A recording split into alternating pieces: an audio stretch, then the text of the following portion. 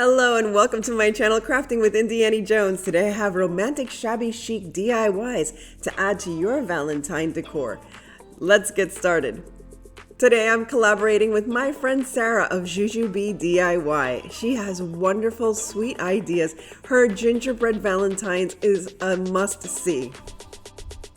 So let's start with a trick that I just found out about. If you take scrapbook paper, that's very thick and such, that you really can't use it to decoupage, use packing tape and literally rip off a layer of paper. Yes, and it's easier to decoupage this way. Watch this, this is so cool. I didn't know you could do this. I saw it on somebody else's channel. Can't remember, I saw it on several channels and I fell in love with this technique. So if you have scrapbook paper that you would love to decoupage with, this makes it so much easier. And you can see that I took a whole level of paper off. I hate the fact that it was double-sided paper, but that's why it was too thick to use for my decoupage. So in this one, I'm going to create a beautiful marbleized heart from a candy heart that I got at the Dollar Tree. I think this was Starburst or something inside. And I painted it white. I went outside and spray painted it white. And now I'm going to use some chalk paint because the white was just too stark. And this is a lovely kind of light stone color. I really love this color. So once I have it painted, and because it's chalk paint, it's going to hold on to the plastic and to that spray paint that I put on there. Then I'm going to take time and really texturize this beautiful heart. So here I'm adding some brown and gold touches.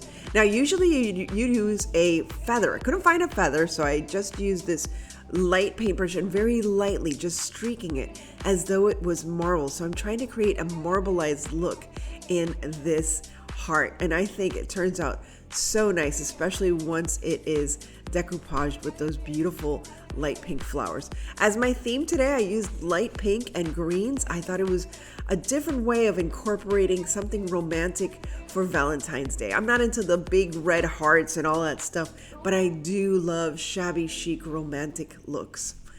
So now I'm using a little bit of pink. I just, made sure it wasn't a very bright pink, and I'm just splattering the heart with a little bit of pink so it has some pink tones to it.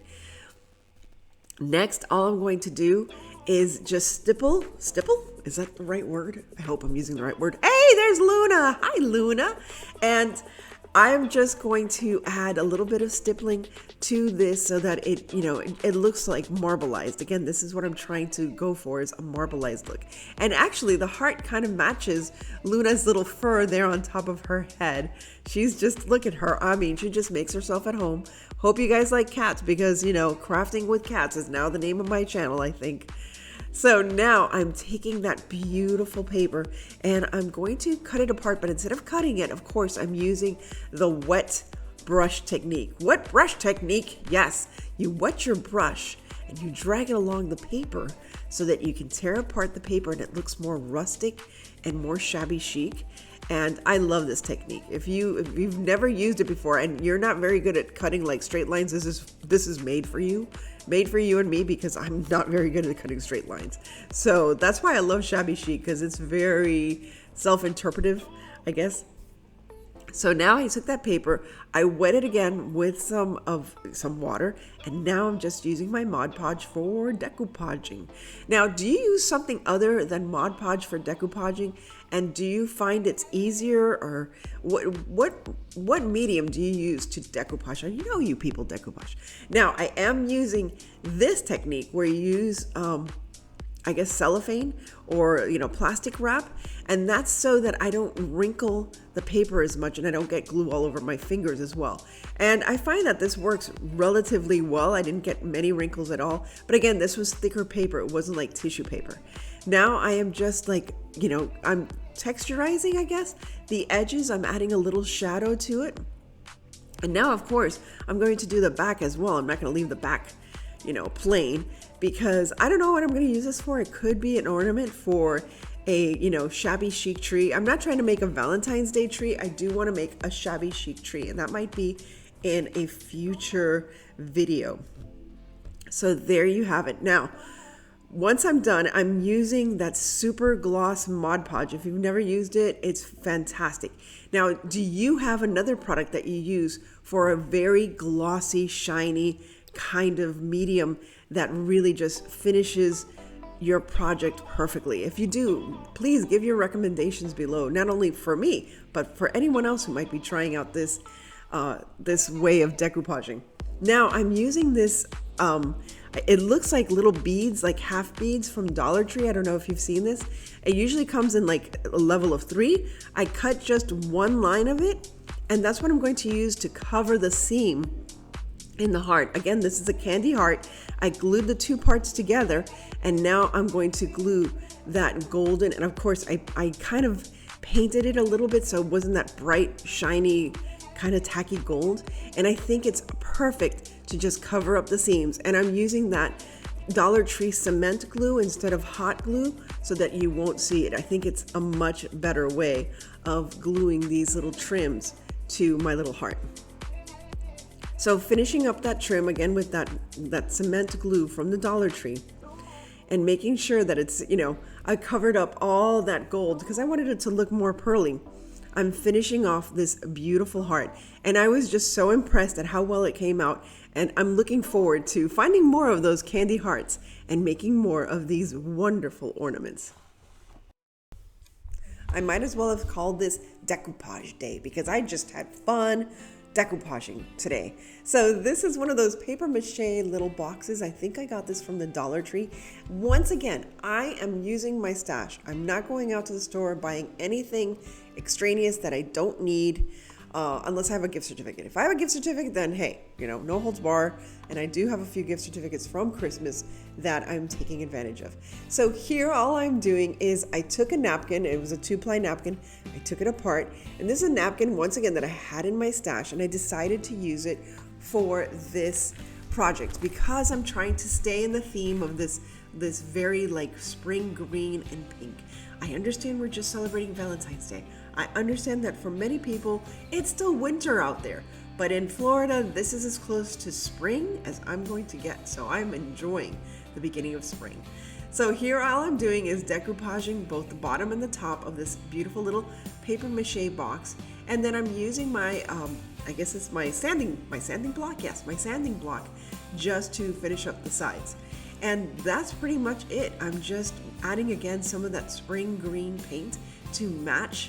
I love matching napkins and what have you. And just a trick, if you want to match up, some kind of either, scrapbook paper or napkin, all you have to do is use some clear plastic, put it on top of the paper, and then match it as you're painting. And there's little Luna again, my trusty little assistant. She's such a sweetheart. And sad to say, I had to get them spayed this week so they have their cones, and I'll share a little bit more of that experience of having 2 kittens with cones around the house while I'm crafting. But there you have it. I had so much fun creating this sweet little box, and I'll be using it in my decor this Valentine's Day. Now let's talk about recycling our stash. I saw this in a website, I can't remember which one, and look at this, $50, look at that. And I happen to have it, exactly. And I had painted it for Christmas. It had its use, but I hate the fact that I could only use it during Christmas time. So it's time to upgrade this and flip it around. And there's Luna once again. I don't know what Kudu is doing today, but oh, there she is. So Luna is checking me out as I am painting again with this beautiful, fresh spring green color. Now, once again, those are those Oops samples that I buy at Home Depot for like 50 cents, and the colors are beautiful. There it is. I'm just showing you 50 cents. I'm not making it up. So it is a great money saver. So if you need paint, check out your hardware store. And there I'm showing you once again where I got the idea for this project. So there I am letting it dry, and now we have to add a little bit more character. Anything shabby chic, French country, farmhouse, you have to add a little more character. And what that means is you have to add some shading or some aging.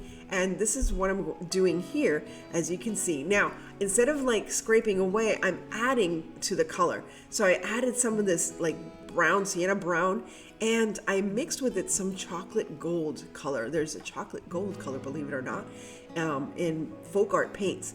So that's what I'm doing here. But I'm also going to take it a step further because I really wanted this to be very country-like, and so I'm adding a little bit of rust to this as well.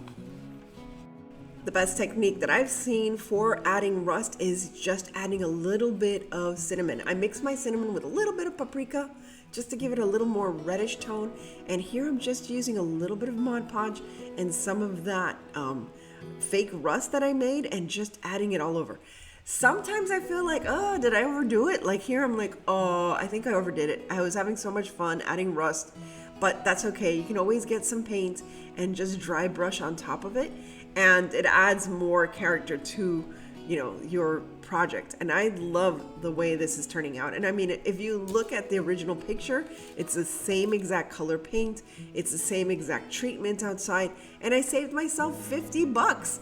And now adding some beautiful spring flowers to that. Oh, and I waxed it. I forgot to say, I used a little bit of clear wax with a little bit of that burnt sienna that was dry, and then just wiping off the wax. Again, that also helps to tone down the harshness of all those treatments that I gave the paint. And of course, seals it all in so you don't have cinnamon, dropping all over the place. Although, that's not a bad thing. Smelling like cinnamon is fantastic. And here Luna is once again, here I am stuffing in some of those, plastic bags. These are plastic bags, and these are all flowers that I had already from last year. So once again, not spending any money, recycling the flowers I already had from last year. These I had gotten on clearance, believe it or not, at Walmart. And I think that each stem turned out to be like 10 or 15 cents. It was ridiculous. And all I'm doing is filling up that beautiful post box with these beautiful spring flowers. Now here I used peach, but later on I found in my stash some pink flowers, and I wanted to stay with the pink motif. Hey, there's Kudu. There she is. Okay, she's liking the cinnamon smell, I think. And the two of her, I just love watching them watching me as I'm crafting. It's just so much fun. And there you have it. I just really, really love the way this turned out. And oh goodness, don't drop the camera. Sometimes I don't even notice what she's doing to the camera while I'm crafting. But there you have it. I think it's lovely, and I hope you try this out. If you find something around your house, try to find a way that you can incorporate it into a new design. That's the best way to save money and make the most of what you have at home.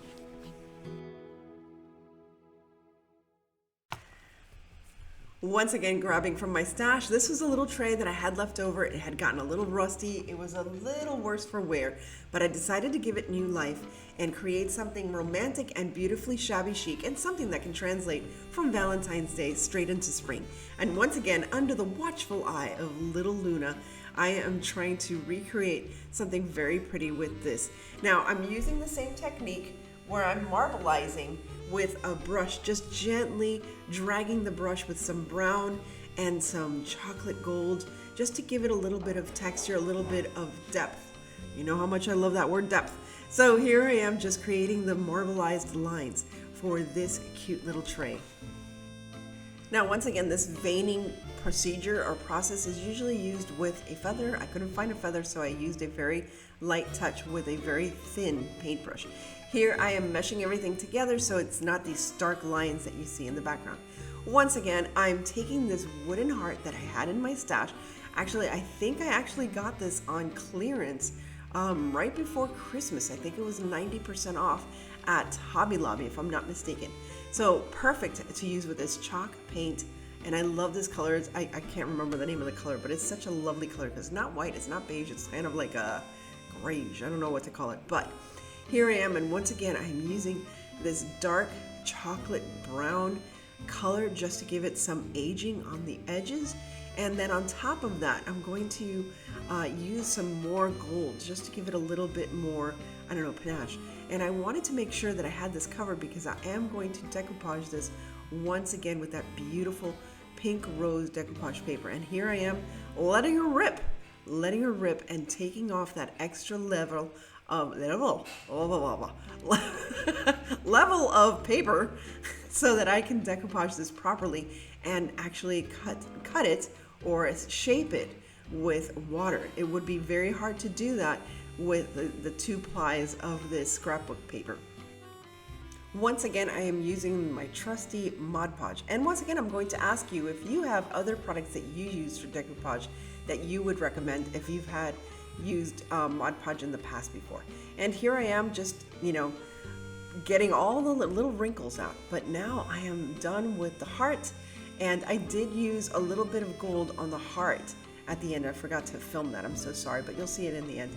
And there's little Kuru, K-U-R-U, which means shadow, shadow or darkness in Japanese. And there you can see that I gilded the side of that little wooden heart. And yes, we have a different background because I decided to sit down. I wasn't feeling too well when I was finishing this up, but here I am adding a little bit of that pearl trim. I love Shabby Chic because it is so maximalist without looking maximalist. I don't know if that makes sense, but it's like you can add lace, you can add ribbons, you can add all of that stuff. And Kuru was having so much fun with those little pearls. She couldn't leave me alone. So now I'm going to add that heart to this little tray because I just thought it would be cute as a wall hanging. I can use this in my bathroom. I can use this in my bedroom. My bedroom is actually mint green and pink. I guess that was the inspiration for this because I love my bedroom. It's a mess most of the times, but it is very pretty.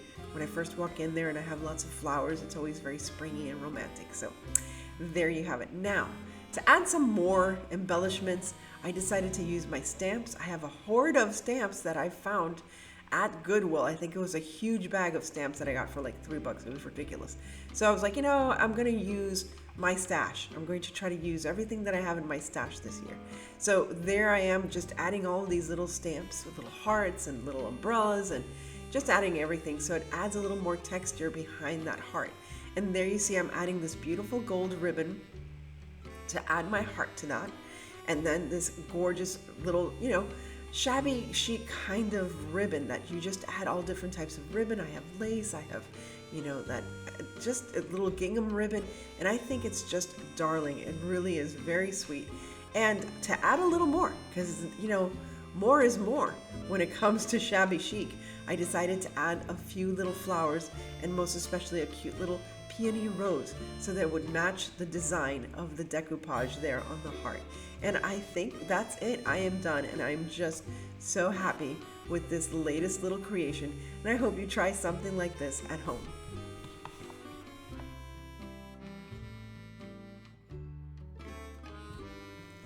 So I found this little notebook at the office. We get a lot of those little promotional samples in my office, and many times people either they use them or they just throw them away, and I just loved this one.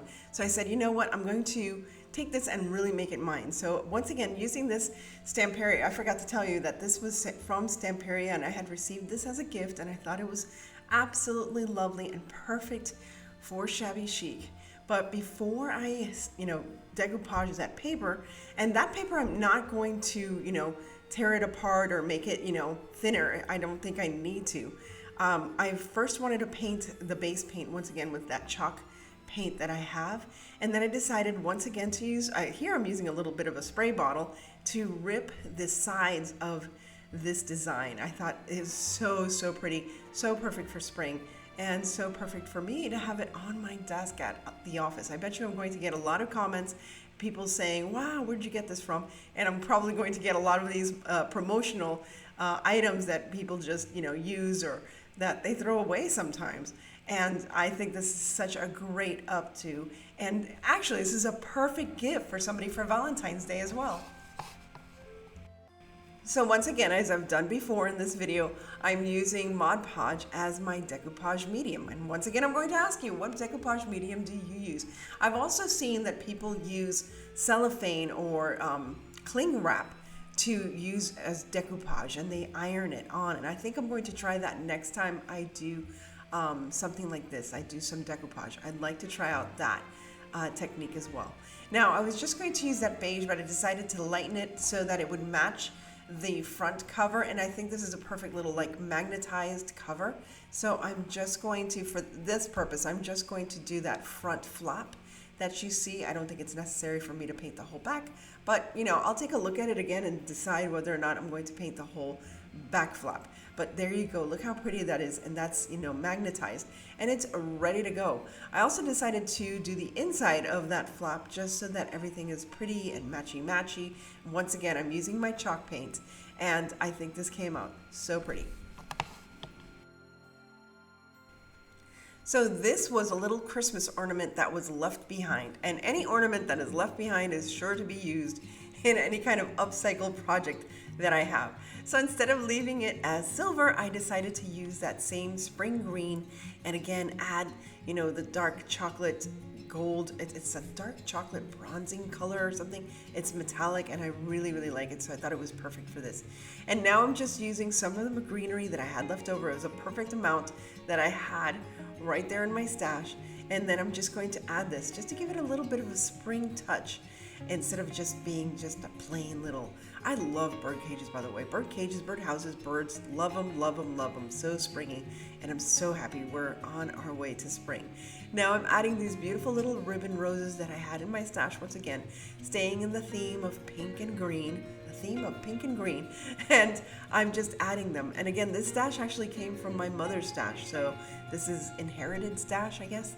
Yes, I suppose. So I know that she would love to see the fact that I am using her materials as well and not going out and spending any extra money. So thank you, Mom. I'm always thinking of you. Miss her dearly.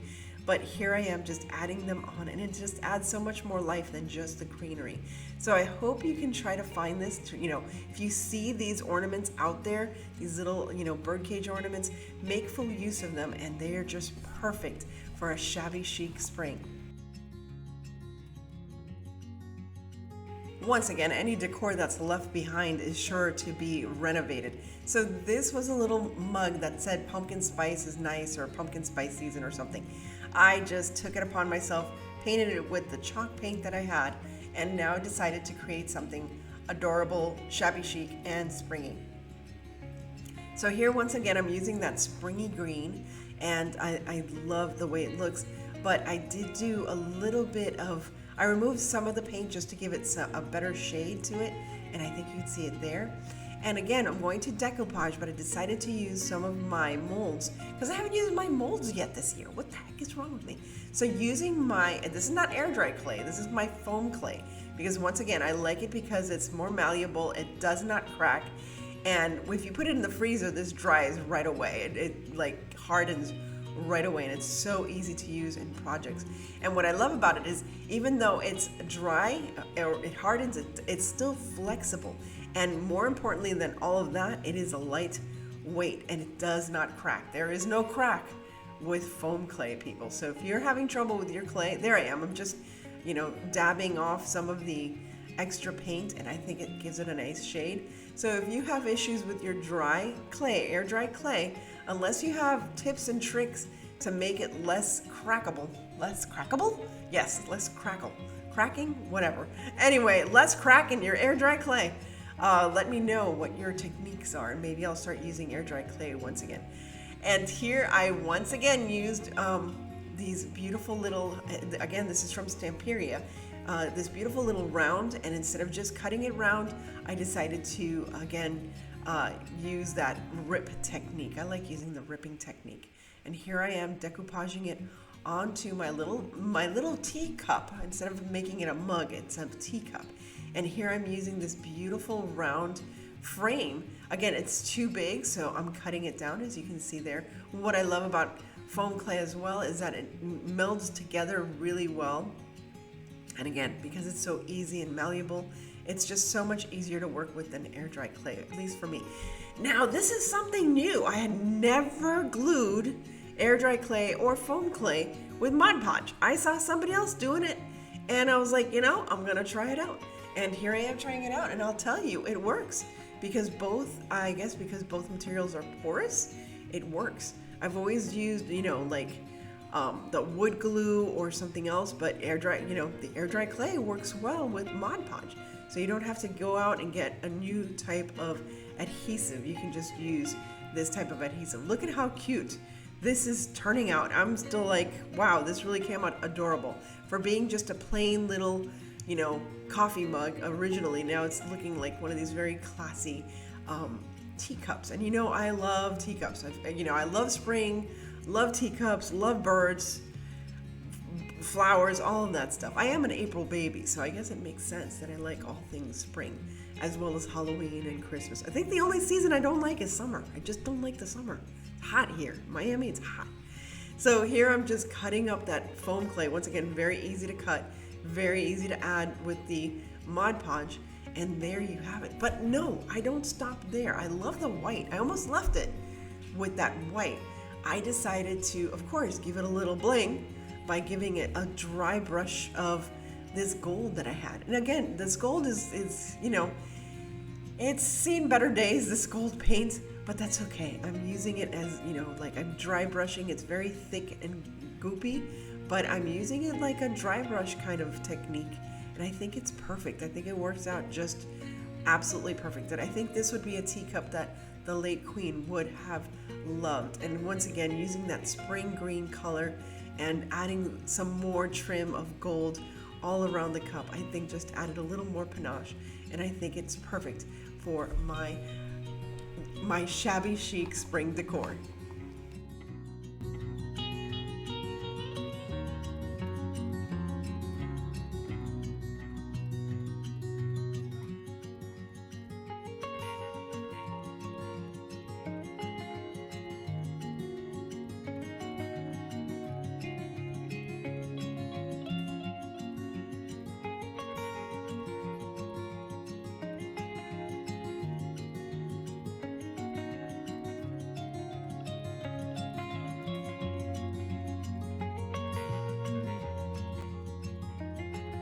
Thank you once again for stopping by, and thank you Sarah of Jujubee DIY. Remember to check out her channel down below. As I always say, stay safe, be kind, God bless each and every one of you, and remember to live the adventure and subscribe and come back for more.